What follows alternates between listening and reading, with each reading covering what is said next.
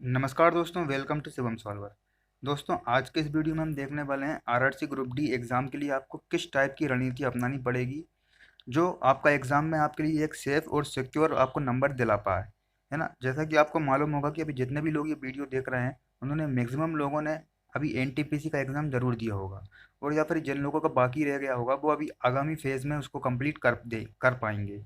तो जैसा कि आपको पता है कि कुछ गलतियाँ हमसे एनटीपीसी के एग्ज़ाम में हो गई हैं। हम कितना भी पढ़ के जाते हैं एग्ज़ाम में, लेकिन एग्ज़ाम में हमको कुछ ना कुछ, या तो टाइम की हमको कमी पड़ जाती है, या फिर हमको क्वेश्चन उस टाइप से आ जाते हैं जिसको हम डील नहीं कर पाते हैं अप्रोप्रिएट टाइम में।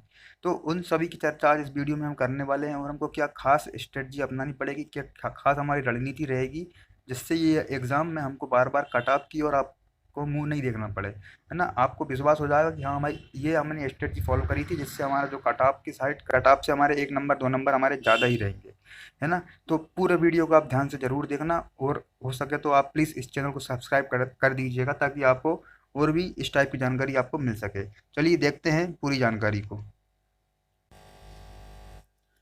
सबसे पहले हम बात कर लें सिलेबस पैटर्न के बारे में कि किस टाइप का एग्जाम पैटर्न रहेगा और किस किस टाइप के आपको क्वेश्चन आएंगे, जैसा कि आपको मालूम भी होगा, है ना। तो यहाँ पे हमको देखने को मिलता है कि जो विज्ञान के क्वेश्चन है, सामान्य विज्ञान जनरल साइंस, उसके 25 क्वेश्चन आते हैं, है ना। और जो मैथ्स के हैं वो भी 25 क्वेश्चन आते हैं। रीजनिंग के 30 क्वेश्चन हैं, और करेंट अफेयर के भी टोटल 20 क्वेश्चन हैं।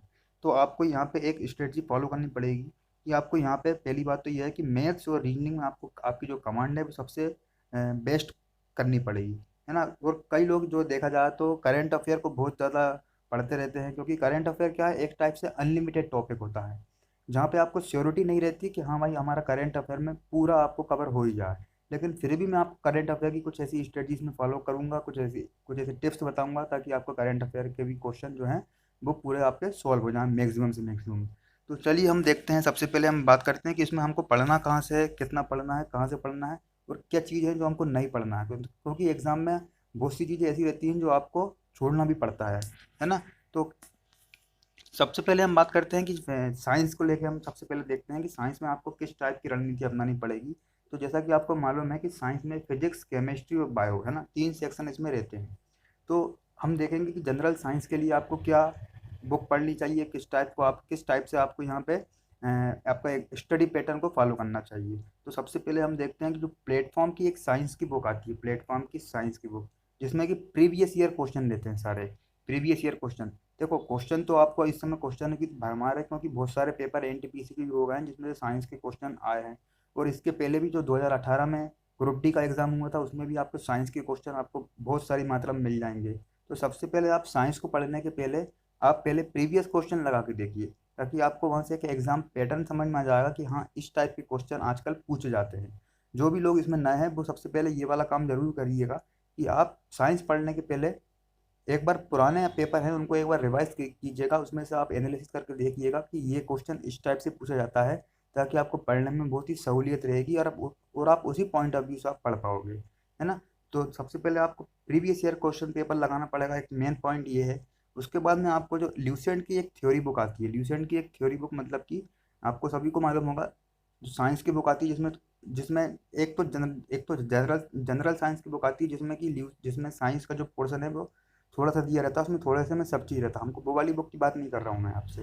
एक पर्टिकुलर ल्यूसेंट की बुक आती है जिसमें पूरा साइंस आपको कवर रहता है, आपको मालूम ही होगा मैक्सिमम स्टूडेंट को। तो आपको उसमें से फिजिक्स, केमिस्ट्री और बायो को पूरा आपको ध्यान से पढ़ना है ना। उसमें से आपके सारे क्वेश्चन बन जाएंगे, क्योंकि आजकल देखा जाए कि जो क्वेश्चन है वो आपको अंदर से पूछे जाते हैं डायरेक्ट। पहले स्पीडी बेस्ड जो क्वेश्चन आते हैं वो इस तरह के क्वेश्चन आजकल देखने को नहीं मिलते हैं, कि जो बिल्कुल वन लाइनर क्वेश्चन। आपको अगर कॉन्सेप्ट पता है तो आप तभी आप ये क्वेश्चन को आप डील कर पाओगे, आप कर पाओगे, है ना। तो मैंने यही यही यही बात यहाँ पे लिखी है, प्रीवियस ईयर क्वेश्चन पे आपको विशेष ध्यान देने की आवश्यकता है। चलिए अब हम देखते हैं कि कौन कौन से ऐसे टॉपिक हैं जहाँ से बहुत सारे क्वेश्चन आने की संभावना रहती है। तो अब हम देखते हैं यहाँ पे। तो यहाँ पे फिजिक्स, केमिस्ट्री और बायोलॉजी, है ना। फिजिक्स से आपको देखा जाए कि प्रीवियस ईयर जो एनालिसिस है उस टाइप से मैंने यहाँ पे देखा है कि फिजिक्स से आपका जो पैटर्न रहता है वो इजी रहता है। केमिस्ट्री से थोड़ा सा पैटर्न मॉडरेट कर दिया जाता है। मॉडरेट इसलिए क्योंकि केमिस्ट्री से बहुत सी चीज़ें ऐसी रहती हैं जो हम उस टाइम में आप नहीं कर पाते हो, ये आप तभी कर पाओगे जब आपके जो कॉन्सेप्ट पकड़ अच्छी होगी, तभी आप इन क्वेश्चनों को अटेंड कर पाओगे। और दूसरी बात, जो बायोलॉजी का जो क्वेश्चन आता है वो तो या तो इजी रहता है या फिर बहुत ही ज़्यादा डिफिकल्ट रहता है। तो वैसे ओवरऑल तो इजी रहता है, लेकिन इजी जब रहेगा जब आपने पूरा पढ़ा हुआ है तभी आपको इजी रहेगा। ठीक है, अब हम देखते हैं इसमें कौन कौन से टॉपिक ऐसे हैं कोर एरिया से, जैसे सभी के हम देखेंगे फिजिक्स में कौन कौन से हैं, केमिस्ट्री में कौन कौन से हैं, और बायोलॉजी में कौन कौन से हैं। ये सारे टॉपिक आपको पूरे अच्छी तरीके से आपको करके जाना है। इनकी आपको थ्योरी भी करना है, और इनसे रिलेटेड जितने भी आपको क्वेश्चन मिले प्रीवियस ईयर के और ल्यूसेंट में जितने भी हैं उन सारे क्वेश्चनों को आपको यहाँ पे देख के जाना है, ताकि आपको कोई भी दिक्कत नहीं आए। तो सबसे पहले हम देखेंगे कि ऐसे कौन कौन से टॉपिक हैं फिजिक्स में जिनसे बहुत सारे क्वेश्चन बनते हैं। तो देखो, सबसे पहले हम बात कर रहे हैं कि यूनिट्स एंड मेजरमेंट, है ना, ये बहुत ही इंपॉर्टेंट टॉपिक है, होता है फिजिक्स का, मात्रक और मापन। यहाँ से 1 से 2 क्वेश्चन या 2 से 3 क्वेश्चन भी यहाँ से बन जाते हैं। उसके बाद में एक और मोस्ट इंपॉर्टेंट टॉपिक होता है फिजिक्स का, forces of law, force of law of motion, यानी गुरुत्वाकर्षण के नियम, है ना, यहाँ से भी क्वेश्चन बनते हैं आपको। यहाँ से न्यूमेरिकल क्वेश्चन भी बन जाते हैं छोटे छोटे। उसके बाद में हम बात करते हैं वर्क, एनर्जी एंड पावर। तो कार, ऊर्जा और शक्ति से जो रिलेटेड जितने भी आपको थ्योरी मिले और न्यूमेरिकल मिले, यहाँ से लगा के जाना है ये। उसके बाद में गुरुत्वाकर्षण, गुरुत्वाकर्षण और प्रेशर, दाब, यहाँ से भी आपको क्वेश्चन करके जाना है पूरा टॉपिक को। उसके बाद में आपको साउंड चैप्टर पढ़ के जाना है, यहाँ से आपको क्वेश्चन देखने को मिलेंगे। और उसके बाद में वेब, साउंड वेब, और एक और चैप्टर आता है लाइट, मतलब प्रकाश। तो ये सारे ये टॉपिक बताया मैंने, 1 2 3 4 5 6 7, 7 टॉपिक हैं ये फिजिक्स में। ये सारे टॉपिक को आपको कंप्लीटली कवर करके जाना है। यहीं से आपके मैक्सिमम टू मैक्सिमम क्वेश्चन यहाँ से कवर हो जाएंगे। ठीक है, इतना आप पढ़ लीजिए, उसके बाद आप किसी दूसरे टॉपिक की ओर जाइए। ये टॉपिक आपको पहले पढ़ना है ना। अब हम बात करते हैं केमिस्ट्री को रिलेटेड, कि आपको केमिस्ट्री में से कौन कौन से टॉपिक जो है आपको कवर करना है। तो केमिस्ट्री में सबसे इंपॉर्टेंट है आवर्त सारणी, पीरियोडिक टेबल से रिलेटेड बहुत सारे क्वेश्चन प्रीवियस ईयर, तो 2018 में जो क्वेश्चन, जो 2018 में जो एग्जाम हुआ था उसमें आपको आवर्त सारणी से बहुत सारे क्वेश्चन आते हैं। यदि साइंस चैप्टर की बात की जाए, जैसे मान लो पूरे ओवरऑल साइंस में अगर आपके केमिस्ट्री से अगर बात करें तो 5 से 6 नंबर आपके केमिस्ट्री से अगर उसमें देखने को मिलता है, तो उसमें से 3 से 4 क्वेश्चन आपको आवर्त सारणी से ही देखने को मिलते हैं। आप प्रीवियस ईयर उठा के देख लीजिए, है ना। उसके बाद हम बात करते हैं अम्ल, क्षार और लवण, है ना। अम्ल, क्षार और लवण, ये टॉपिक भी मोस्ट इंपॉर्टेंट है, यहाँ से भी बहुत क्वेश्चन देखने को मिलेंगे। उसके बाद में धातु और अधातु, ये टॉपिक है। और उसके बाद में आपको देखना पड़ेगा अणु, परमाणु और परमाणुओं की संरचना, ये सारे टॉपिक है, अणु, परमाणु और परमाणु की संरचना। उसके बाद एक टॉपिक और है रासायनिक अभिक्रिया, ये केमिकल रिएक्शन। ये 1 2 3 4 5, ये 5 टॉपिक आपको केमिस्ट्री में यहाँ से देख के जाना है। इनसे बहुत सारे क्वेश्चन आपको देखने को जरूर मिलेंगे। ठीक है, देखो क्या होता है कि बहुत सारे टॉपिक या फिर बहुत सारा हमको पढ़ने से क्या है, जो मेन जहाँ से क्वेश्चन बनते हैं वो हमको छूट जाता है ना। हम उनको ज़्यादा ध्यान देते हैं, ये टॉपिक हम कम ध्यान देते हैं। तो सबसे पहले आप इन कोर एरिया को, कोई ये जो कोर टॉपिक हैं आप इनको कवर कीजिए। देन फिर आपके पास टाइम बचेगा तो फिर आप उनको कवर कीजिए। टाइम तो आपके पास बचेगा, टाइम तो आपके पास बचेगा इसलिए क्योंकि एग्ज़ाम अभी कब होगा ये अभी पूरी जानकारी अभी आई नहीं है, क्योंकि अभी एनटीपीसी के एग्ज़ाम ही चल रहा है। तो आपके पास टाइम अभी सफिशियंट है, और आप तब आपने बहुत सारे लोगों ने एनटीपीसी के टाइम से ही इसको पढ़ते हुए आ रहे हैं। तो आपको पहले ये टॉपिक ध्यान देना है, फिर अदर दूसरे टॉपिक को आपको देखना है। ठीक है, अब हम देखते हैं नेक्स्ट, बायो में आपको क्या क्या पढ़ना है। बायो में आपको कौन कौन सी चीज़ें होती हैं, कौन कौन से टॉपिक होते हैं जिनसे आपको क्वेश्चन बनने की संभावना रहती है। सबसे पहले हम बात करेंगे कि बायो के लिए कौन कौन से हैं। कि मानव शरीर के तंत्र, मानव शरीर के तंत्र में कौन कौन से हैं आपको ध्यान देना पड़ेगा। सबसे पहले पाचन तंत्र, श्वसन तंत्र, उत्सर्जन तंत्र, तंत्रिका तंत्र, परिसंचरण तंत्र, कंकाल तंत्र और अंतःस्रावी तंत्र। टोटल जो 7 हम आपके तंत्र हैं मानव शरीर से रिलेटेड, इन सारे टॉपिक को आपको देख के जाना है मानव शरीर के। ठीक है, दूसरी बात हम करते हैं मानव रोग। अब मानव रोग मतलब बैक्टीरिया और वायरस, ये सारे क्वेश्चन यहाँ से आपको देखने को जरूर मिलते हैं। उसके बाद में हम बात करते हैं पादप ऊतक। पादप ऊतक मतलब होता है प्लांट टिश्यू। उसके बाद में आपको इसी प्रकार से जंतु ऊतक, जंतु ऊतक मतलब एनिमल टिश्यूज, है ना। और हम बात करते हैं इसमें 5 किंगडम ऑफ क्लासिफिकेशन, जिसमें प्रोटिस्टा, मोनेरा, फंजाई और एनिमिलिया और प्लांट, ये 5 आपके 5 किंगडम ऑफ क्लासिफिकेशन है। यहाँ से आपको एग्जाम में देखने को क्वेश्चन जरूर मिलेंगे। उसके बाद में आपको पढ़ के जाना है फूल या फिर पुष्प, फूल या पुष्प से भी क्वेश्चन आपको आते हैं इसमें। उसके बाद में हम बात करते हैं पादप हार्मोन, पादप हार्मोन, है ना। और फिर लास्ट में एक और टॉपिक बचता है ब्लड। तो ये आपको इतने टॉपिक हैं जो कि आपको बायो से रिलेटेड जितने भी हैं, ये क्वेश्चन आपको बहुत सारे यहाँ से बनेंगे। उसके बाद में हम बात करते हैं आपके लिए करेंट अफेयर। तो करंट अफेयर के लिए कौन कौन से आपको किस किस टाइप की आपको चीज़ें यहाँ पे ध्यान रखनी पड़ेंगी, कौन कौन से टॉपिक हैं वो आपको देखना पड़ेगा, ये सारी बातें हम यहाँ पे करते हैं। सबसे पहले आपको क्या करना पड़ेगा, जो ल्यूसेंट बुक आती है वो सबसे बेस्ट बुक है। उसमें आपको सारे टॉपिक आपको मिल जाएंगे, आपको कहीं और जाने की ज़रूरत नहीं पड़ेगी। तो आपको ल्यूसेंट बुक का अध्ययन करना है, उसको बाकायदा अच्छे से आपको पढ़ना है। और कौन कौन से टॉपिक हैं जो कि अभी बहुत ज़्यादा करंट में है और बहुत ज़्यादा ट्रेंडिंग में है, जिनसे अभी क्वेश्चन बने हैं, उन सारों की यहाँ पे मैंने एक लिस्ट बनाई हुई है। तो सबसे पहले हम देखते हैं कि कौन कौन से टॉपिक हैं। सबसे पहले भारत के परमाणु संयंत्र, भारत के परमाणु संयंत्र एक ये वाला है। दूसरी बात करते हैं राष्ट्रीय उद्यान व वन्यजीव अभ्यारण्य, राष्ट्रीय उद्यान और वन्यजीव अभ्यारण्य। उसके बाद में यूनेस्को के विश्व धरोहर स्थल, यूनेस्को के विश्व धरोहर स्थल। उसके बाद में संयुक्त राष्ट्र संघ, भारत के परमाणु संस्थान। और उसके बाद में भारत की प्रमुख झील, अंतर्राष्ट्रीय सीमाएं और दर्रे, आपको ये देखना है। उसके बाद में ज्वालामुखी, ज्वालामुखी इंडिया के भी और इंडिया से बाहर के भी, अंतर्राष्ट्रीय और राष्ट्रीय दोनों।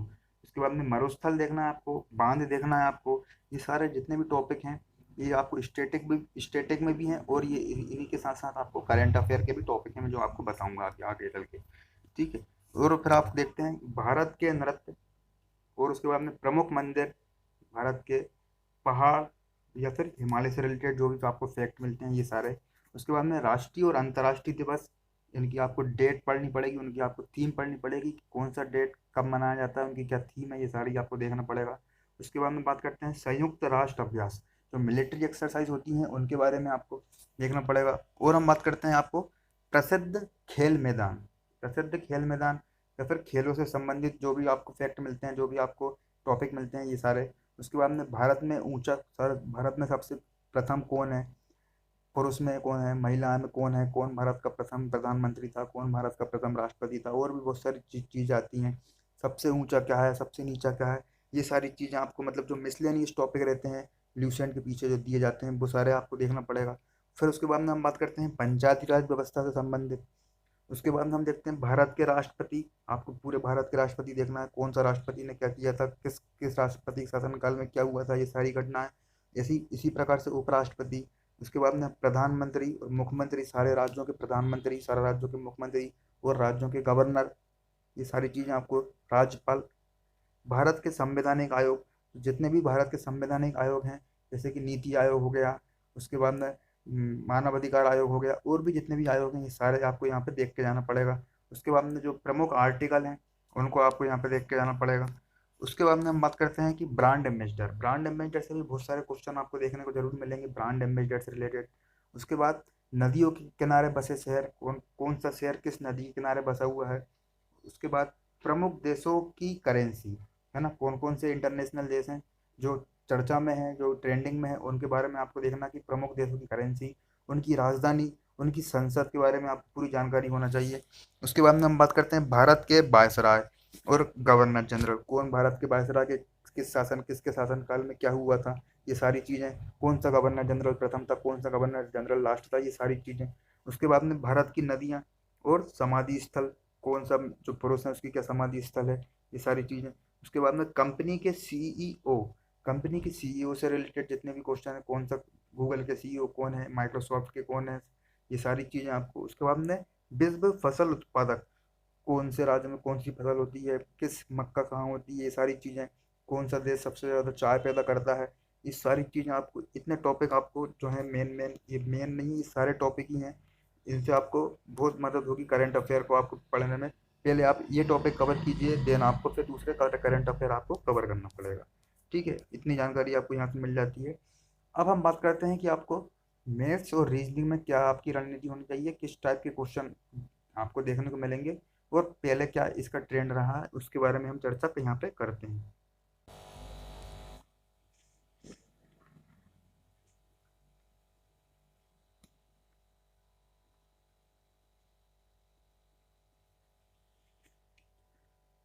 सबसे पहले हम मैथ्स की बात करते हैं, तो सबसे पहले आपको यहाँ पे सरलीकरण, है ना, सरलीकरण जो बोर्ड मास पर आधारित जो भी प्रश्न रहते हैं, वो 4 से 5 क्वेश्चन आपको हर सेट में देखने को जरूर मिलेंगे, है ना। तो अब इनके बारे में क्या है, ये स्कोरिंग भी है, ये सारे जितने भी आपको बताऊंगा, सरलीकरण, ब्याज, प्रतिशत, अनुपात, औसत और आयु से संबंधित प्रश्न, ये सारे स्कोरिंग होते हैं, है ना। इनको अपन इजीली सॉल्व कर सकते हैं और इनमें क्या है, टाइम भी कम लगता है और इनमें एक्यूरेसी आपको बहुत ज़्यादा हार्ड होती है ना। तो ये आपको ये जो टॉपिक है 1 2 3 4 5 6, ये सारे 6 की 6 जो हैं, इनको आपको बहुत अच्छी इनमें कमांड होनी चाहिए आपको। वैसे तो 25 से 26 पूरे ओवरऑल टॉपिक हैं जो आपके मैथ से संबंधित हैं, लेकिन आपको सबसे पहले ये टॉपिकों पर ध्यान देना पड़ेगा। इसमें आपको देखा जाए कि जो सरलीकरण मतलब जो बोर्ड मास पर आधारित क्वेश्चन होते हैं वो 4 से 5 आपको एवरी शिफ्ट में देखने को मिलते हैं।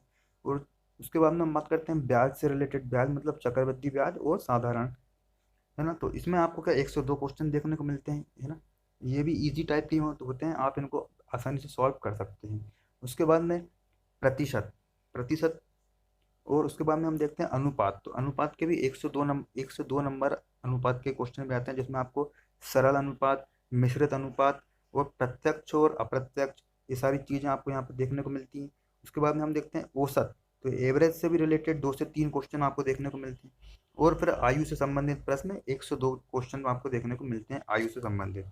ठीक है, तो ये सारे जितने भी 1 2 3, ये मैंने आपको बताया 1 2 3 4 5 6, 6 टॉपिक हैं। ये थोड़े इजी लेवल के होते हैं इनमें क्वेश्चन। अब बात करते हैं कौन कौन से ऐसे टॉपिक होते हैं जो थोड़े से स्कोरिंग होते हैं और मॉडरेट भी होते हैं, जिसमें जैसे कि सबसे पहले हम देखते हैं गति, समय और दूरी, है ना, टाइम, डिस्टेंस और स्पीड, टाइम और डिस्टेंस। यहाँ से आपको 102 क्वेश्चन जो है वो देखने को मिलते हैं, जिसमें औसत और सापेक्ष गति वाले क्वेश्चन, उसके बाद में नाव और ट्रेन पर आधारित जो समस्याएं होती हैं उनसे रिलेटेड क्वेश्चन। उसके बाद में हम देखते हैं बीज गणित मतलब एलजेब्रा, यहाँ से भी 102 नंबर के क्वेश्चन होते हैं। और फिर लाभ और हानि, है ना, लाभ और हानि अभी अभी हमने देखा था, वो प्रतिशत देखा था, ये लाभ और हानि है। तो इसमें 2 से 3 आपको क्वेश्चन यहाँ देखने को मिलते हैं।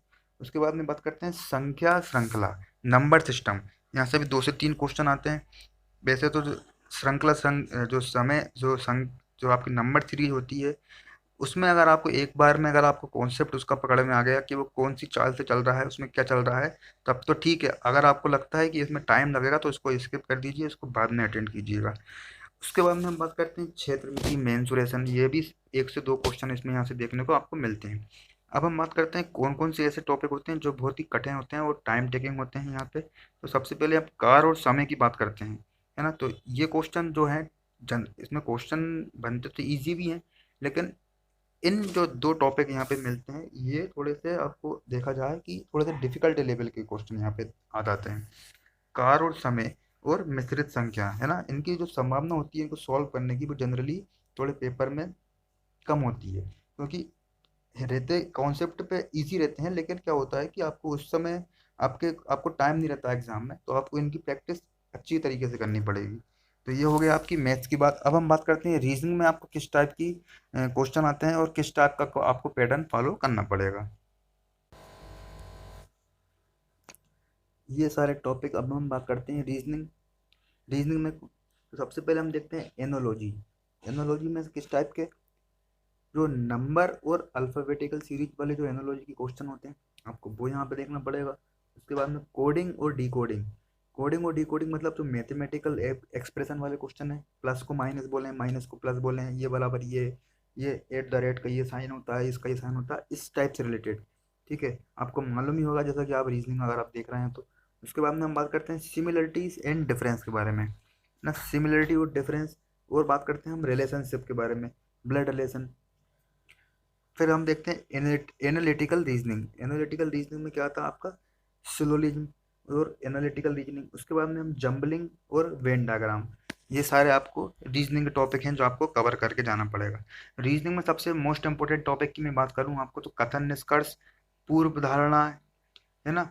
ये सारे 4 से 5 क्वेश्चन जो हैं आपको रीजनिंग में कथन, निष्कर्ष, पूर्व धारणा, ये सारे चीज़ों से आपको देखने को जरूर मिलेंगे। स्टेटमेंट एंड कंक्लूजन, है ना, ये सारे टॉपिक आपको। उसके बाद में हम बात करते हैं मैप्स, इंटरप्रिटेशन ऑफ ग्राफ, जो ग्राफ से संबंधित जो आते हैं रीजनिंग में उनसे रिलेटेड। तो दोस्तों ये सारे आपको रीजनिंग का मैं अलग से वीडियो आपको बना के बताऊंगा कि आपको रीजनिंग में किस टाइप से क्या आपको फॉलो करना पड़ेगा, क्योंकि अभी ये वीडियो बहुत लंबा हो रहा है, इसलिए आपको अभी इतनी चीज़ आपको यहाँ पे आपको फॉलो करना पड़ेगा। और अगर आप तक अभी तक आपने चैनल को सब्सक्राइब नहीं किया तो प्लीज़ करके आप इसको सब्सक्राइब कर लीजिएगा। Thank you for watching this video.